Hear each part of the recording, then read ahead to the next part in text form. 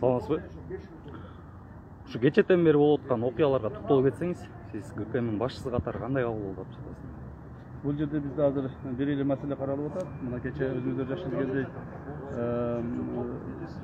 Борбор шайлоо комиссиясынын сайтында жанагы болгон сбой боюнча, ал сбойдун сыртта сбой болгондугу, анын эч кандай системага тиешеси жоктугун биз айтып келе жатабыз. Жана муну биз доказывать этабыз. Ошондой маалда кече кечинде Ахмат Келдибеков тарабынан ошол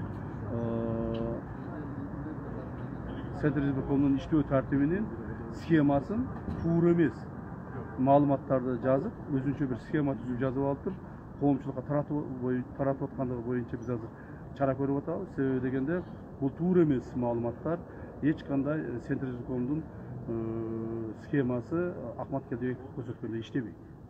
Ал өздөрүнө тууралап, ушундай бир коомчулукка бир мындай ишенбейчиликти туудуруш үчүн, коомчулукка кандайдыр бир туура эмес маалымат жеткизиш үчүн аракеттер кылышкан. Ошондо биз Ахмат Келдибековду чакырып, ошо козголгон иштин негизинде ал схеманын туура эместигин жана туура система кандай иштээрин, мамлекеттик системанын мамлекеттик деңгээлде кандай корголоорун жана сакталаарын көргөзүү берип атабыз. Ошо кече Текебаевдин баягы кол салуусу Текебаевго болгон ушул Ахматбек Келдибековдун чакырылышы ГКМга бул баягы ишарат кылуу, баягы тынчыгыла деген ишарат кылуу катары кабылдашып аткандар да бар экен да. Жок, эч кандай ишарат жок. Бул жерде баардыгы мыйзам чегинде каралып атат. Өмүрбек Ишкечке жасалган баягы эме боюнча, кылмыштуулук боюнча кылмыш иши козголгон. Ички иштер министрлиги тергеп атат. Кылмышкерлер кармалды. Жана мындан ары дагы алыш аягы иши тергелет. Бүгүнкү күндө коопсуздук кандай деп ойлойсуз? Коопсуздук бир жакшы, эч кандай кооптонууга жагдай жок. Мамлекетибизде, мамлекет территориясында бардык жерлерде кооптуу эч кандай жагдай жок. Бир гана ошол чек ара тилкелеринде 3-4 күндөн бери бир аз мындай кооптонуулар пайда болуп атат. Бирок аны биз оперативдик иштер менен бүтүрүп атабыз.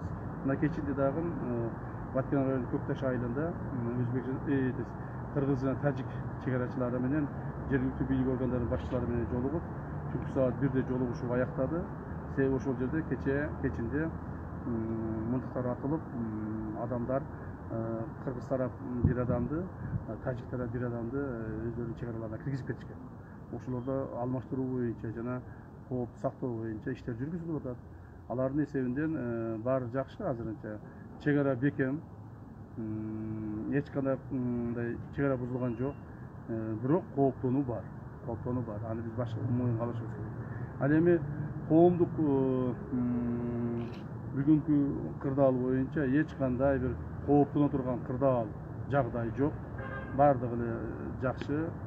Мен ойлоймун, 1-2 күн ичинде Борбор шайлоо комиссиясы колдон эсептөө боюнча жыйынтыгын чыгарат. Кооптонууга эч кандай негиз жок. Жана 70 киши жана маршруткалар менен жүргөндөр боюнчачы, алар эмне кече Текебаевга кол салгандары, булар кооптонууга негиз жокпу? Кол салуу боюнча Текебаев кол салынган эмес, Текебаев менен кимдир бирөөлөр урушуп кеткен. Ал жерде Текебаев катай келип кол салып, Текебаев кандайдыр бир каршылык көрсөткөн эмес. Текебаев менен кимдир бирөө урушуп кеткен. Ошонун азыр ички иштер министрлиги иликтеп атат. Текебаевга кол көтөргөндүгү боюнча уже бир адам кармалды. Мен ойлоймун, бардыгы мыйзам чегинде жоопту тартылат.